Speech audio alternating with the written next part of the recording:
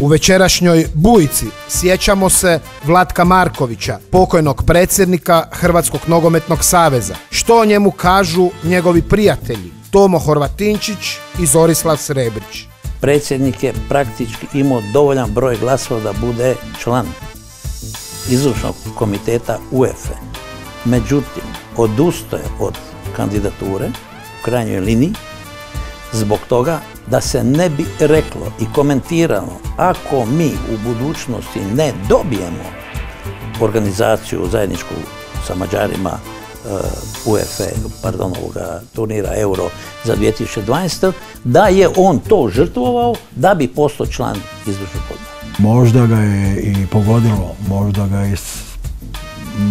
možda mu se pospješila i ta bolest zbog toga stresa, ali da je odradio mandat do kraja, možda bi još koju godinu poživio. Predstavljamo vam Bujicu Velimira Bujanca, provokativniju i uzbudljiviju nego ikada do sada.